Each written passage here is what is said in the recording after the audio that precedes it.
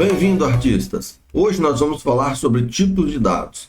Os tipos de dados em programação servem para definir o tipo de instrução que uma variável vai armazenar e o computador interpretar esse tipo de instrução. Vamos ver aqui na prática como funciona isso. Aqui no VS Studio Code nós vamos criar um novo arquivo chamado tipos de dados.cpp. Vamos incluir aqui as bibliotecas stdio.h e windows.h.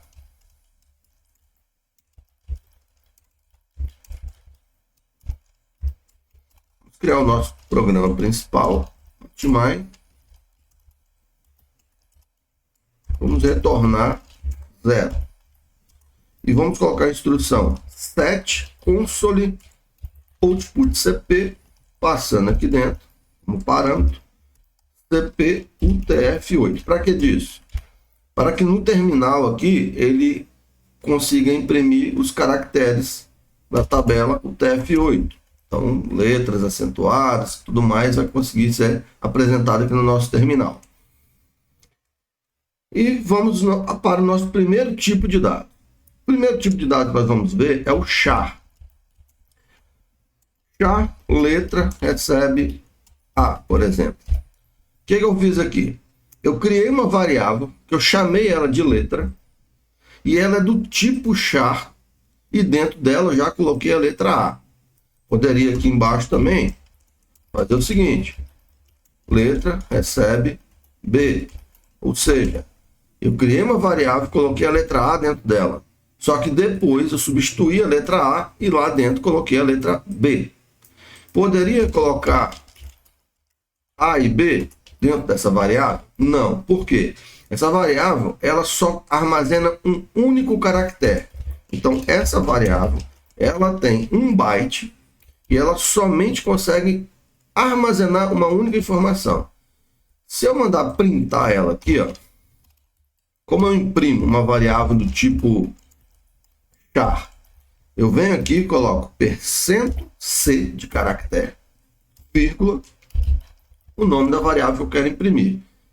Como eu estou colocando aqui A e B dentro dela, o que vai acontecer? Isso daqui vai dar um overflow. Em linguagens de baixo nível, costuma funcionar mesmo assim. Porém, às vezes o compilador te avisa que tem um erro. Observe que eu criei a variável, coloquei A dentro, depois coloquei B, depois tentei colocar a B. Só que ele deu um problema aqui, ele escreveu aqui para mim, overflow. Então, ou seja, estou tentando colocar uma informação dentro de uma variável que ela não é capaz de suportar. Então, essa instrução aqui, ela não executou. E lá no console imprimiu a letra B para a gente. Então, a limitação de um caractere é essa. Se eu quisesse colocar o meu nome dentro de uma variável, por exemplo, eu iria criar um arreio de char. Então, se eu fizer isso daqui, ó, aí sim eu posso colocar o meu nome aqui dentro dessa variável. Por quê? Eu criei um arreio de char. Então, quando eu crio um arreio, lá dentro da memória, eu tenho 20 posições, nesse caso, que eu criei um arreio de 20 posições, eu vou ter 20 bytes para mim colocar caracteres. Em cada byte vai ficar uma letra. Então, aí eu consigo determinar um nome aqui, né, até 20 caracteres eu posso colocar. Se eu quisesse mais, colocava aqui 50 caracteres, por exemplo. Então, essa variável aqui que eu criei, ela, na verdade, vai suportar 19 caracteres. Para a gente imprimir um arreio de char, a gente faz um printf em %s. Então, printf, %s, o nome. Dessa forma, a gente imprime no terminal o nome. E se eu botar um /n na frente, ele faz uma quebra de linha antes de imprimir. E eu posso colocar aqui também a impressão de um separador, para ficar legal. Eu coloco aqui um separador, vou botar um embaixo também, dando uma quebra de linha. E assim eu consigo imprimir a letra A, saltar uma linha e imprimir meu nome. E para mim poder limpar o terminal, eu posso colocar um system cls. Isso aqui faz uma limpeza no terminal. Sempre que você executa seu programa, ele limpa o terminal e depois faz todas as impressões. E o próximo tipo de dados que a gente vai ver é o inteiro. Int número recebe 15. Para mim imprimir um número, eu faço um printf em %d e passo a variável que eu quero imprimir. Então, dessa forma que está aqui, tem que sair lá no terminal a letra A, depois o meu nome, depois o número 15. Observem aqui que apresentou a letra A, o meu nome e o número que eu coloquei. Como essa variável ela possui 4 bytes, ela possui uma limitação. Você não vai decorar essa limitação, porque é um número enorme. Mas eu, para decorar, entre aspas, né, pelo menos para ficar ciente que eu tenho que tomar esse cuidado, o que eu faço? Eu decorei que é um pouco acima de 2 bilhões. Aí fica mais fácil para você lembrar. O número exato é esse, ó. 2.147.483.647.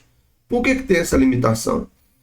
Se lá tem 4 bytes de memória armazenados, a partir desse número eu preciso de mais do que os 4 bytes de memória para armazenar.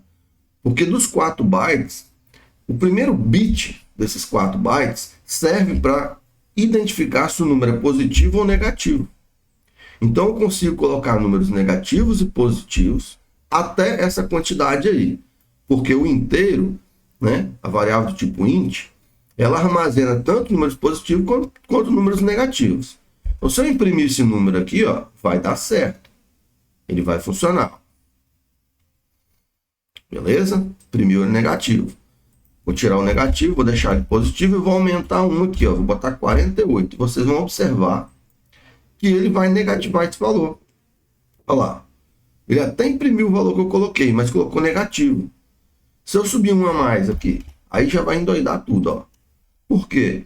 Ele está imprimindo, mas esse valor está errado, ó. Ele botou o valor negativo e o máximo que ele comporta. Então, esse tipo de coisa aqui, você tem que estar ciente que acontece. É claro que é um número muito grande. Então, você quase nunca vai extrapolar esse valor. Mas você vê que quando você extrapola esse valor, lá na memória já fica um valor assim, completamente louco. Talvez o compilador está deixando funcionar aqui sem dizer que tem um problema, mas na verdade isso aqui é um overflow também. Então a gente tem que tomar cuidado com esse tipo de coisa. Mas quando você for fazer alguma coisa que você sabe que você vai precisar de uma variável que tenha uma capacidade de armazenamento muito maior, você vai ter que trabalhar com outro tipo de dado, tá? É raro você extrapolar 2 bilhões em um campo numérico. Mas suponhamos que você tivesse ali, né, uma variável tipo x, que recebesse esse número aqui, ou um número aproximado, e depois uma outra variável y, recebendo, sei lá, 1000. E aí você está pegando x, recebe, vamos pegar um número aqui, ó. O número vai receber x mais y. Eu posso fazer isso? Posso. E aí o compilador nem vai saber que vai acontecer um overflow aqui dentro da variável número. Porque número tá populado, poderia estar com 0 aqui. Só que eu peguei uma variável x, uma y, somei e joguei para dentro do número. Então o compilador não vai saber que isso daqui vai dar um overflow. E aí em tempo de execução isso acontece. Aí a pessoa fica maluca. Meu Deus, deu um overflow, o que é isso? Não sei, ai. Porque não conhece, às vezes, esse tipo de coisa, né? Não conhece as limitações de um campo básico aí, né? Então, o que acontece? Aqui já deu um overflow. Quem deveria cuidar disso daí é o compilador. O compilador deveria ter jogado isso como um problema, mas não jogou. Se eu colocasse um 0 a mais aqui, ó, com certeza ele vai me dar overflow. Aqui ele vai me dar overflow. Ele não vai tentar resolver, não. Quer ver, ó? Olha lá, agora o danado mostrou, ó. Se eu botar o mouse em cima, tá vendo que tá sublinhado ali? Olha lá, tá mostrando para mim que aconteceu um overflow. E aqui na lista de problemas também ele colocou para mim que está acontecendo ali um overflow. Outro tipo de dados que nós vamos ver é o float. O float, ele é para armazenar números reais. Então, se eu colocar aqui o valor de π, por exemplo, né, que tem infinitas casas decimais, eu consigo vir aqui agora e imprimir um float. Como é que eu faço a impressão de um float? %f e coloco aqui o número real. E o float possui a sua limitação. Ele imprime até 6 dígitos após a pontuação. Então, ele possui 6 dígitos de precisão. Sendo assim, se eu imprimir esse número aqui, ele não vai imprimir o número todo. Então, eu não conseguiria colocar todas essas casas decimais aqui em um campo float. Eu só poderia colocar até o 92. Isso dentro da linguagem C. Outras linguagens, essa limitação pode ser maior. Existem outros tipos de dados com mais precisão? Existe. O float, ele é menos preciso do que os demais que a gente vai ver. Porém, dentro da linguagem C, a limitação do campo float é 6 dígitos após a vírgula. E se eu quisesse imprimir só 2 casas decimais? Eu poderia vir aqui e colocar assim, ó, %.2f. Aí só iria sair até o 14 ali. Iria sair 3.14. Se eu colocasse 3, iria sair 3.141. Então, quando eu vou imprimir um campo float, eu consigo determinar quantos dígitos eu quero imprimir após a vírgula. Em outras linguagens, você vai ter campos que trabalham com até 60 casas decimal ou até mais. Isso você vai ter que consultar no manual da linguagem de programação que você for utilizar, né? Sempre que você pegar uma linguagem de programação nova, você consulta os tipos de dados que essa linguagem tem e a capacidade em bytes daquele tipo de dado. O inteiro, por exemplo, ele vai ser o mesmo para qualquer outra linguagem. O float ele pode variar. E temos o double. O double ele tem mais precisão. Então, já no double, ele sim é uma variável que ele vai poder armazenar ali até 10 dígitos depois da casa decimal. Tá? Então, aqui ele guarda até 10 dígitos. Esse campo, sim, ele é um pouco mais preciso. E para imprimir ele é a mesma coisa aqui. Mas depois nós vamos ver um outro detalhe. Eu vou pedir para imprimir aqui ele e vamos ver lá como é que vai ficar. Olha lá. Ele já também arredondou o último valor e imprimiu só 6 casas. Mas por quê? Porque eu não defini quantas casas decimais eu quero imprimir. Eu posso definir aqui, ó. Então aqui %, e eu quero 10 casas decimais. Vou fazer o mesmo no de cima para vocês verem que realmente está errado lá. E vocês vão achar que arredondou porque tinha que arredondar, mas não. Ó, vou deixar os dois valores com pi e vou mandar rodar aqui o programinha. Então observem lá, o de baixo está ok, imprimiu 10 casas decimais corretamente, conforme está o número ali em cima. E o de cima, ele imprimiu, ó, até o 92, está certo. Depois ele imprimiu aqui, ó, 7410. Da onde ele tirou isso, não faço nem ideia. Então você observa que até a sexta casa decimal, ele funcionou certinho. Daí para frente, ele inventou o número ali, pegou lixo de memória. Então vamos consertar ele aqui, vamos deixar apenas com 6 casas decimais, tá? E lembrando que você sempre tem que consultar o manual que você vai utilizar, né? Da linguagem que você vai utilizar, para você saber como é que os tipos de dados se relacionam com a linguagem, tá? Então aqui eu vou colocar 6. Outra coisa que a gente tem que ver aqui é o seguinte. Isso daqui são variáveis, vamos dizer, normais, né? Porém, eu posso ter variáveis sem sinal. Então, o inteiro, por exemplo, ó, eu colocar aqui, ó, sem sinal, recebe 800. Eu coloco uma coisa chamada unsigned aqui na frente. O que significa isso? Eu não vou usar sinal nesse campo inteiro. Então, eu não consigo vir aqui e colocar menos 800. Porque eu estou falando que vou trabalhar com um tipo de dado que não vai usar sinal. Como ele não vai usar sinal, eu posso ter, né, uma variável inteira normal de esse número aqui até esse daqui.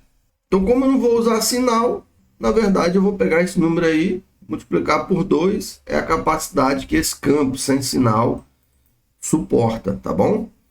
Eu consigo dobrar a quantidade de números ali, só do fato de eu botar que eu não vou trabalhar com sinal. Talvez você vai fazer um contador ali que vai até 4 bilhões. Dá para fazer isso com float, dá para fazer isso com double, dá para fazer isso com char.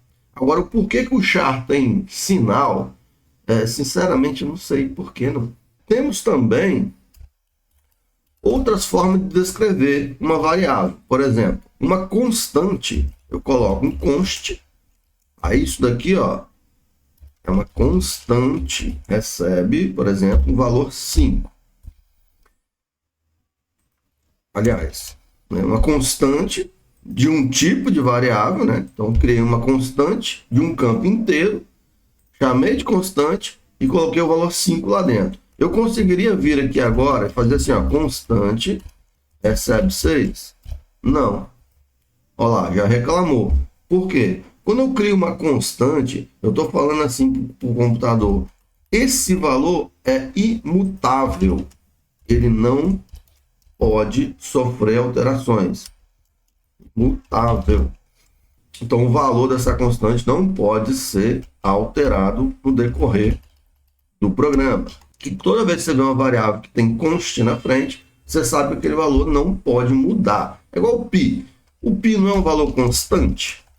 Se eu colocar aqui const float π, recebe esse valor aqui. Double, né? É mais preciso. Colocar um double π, recebe aquele número ali. Pronto, ele vai mudar? O π vai mudar algum dia? Não, então eu posso colocar ele como uma constante aqui. Beleza? Então, sempre que você vê constante, esse valor é imutável. Unsigned é valores que não trabalham com sinal. Tá? Vou escrever aqui. Esse número ele vai de 0 até 4 bilhões, mais ou menos. Tá? Vai passar do bilhões ali. 4 bilhões. Então, aí a impressão de uma constante é a mesma coisa que você imprimir um inteiro, né?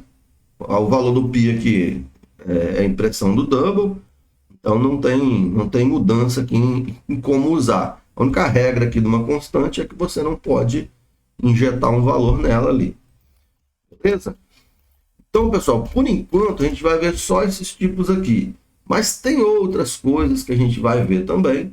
Só que no decorrer do que a gente for fazendo os exercícios, a gente vai pegando aí para poder entender melhor o funcionamento de algumas variáveis e como funciona a nossa programação. Então você precisa fazer, você precisa testar, você precisa compilar isso daí, você precisa executar o seu código para que você comece a pegar familiaridade com a ideia de desenvolvimento e você depois consiga sozinho desenrolar os desafios que a gente vai passar aqui para vocês fazerem. Eu espero que vocês estejam gostando das aulas. Muito obrigado por acompanhar o nosso canal. Valeu!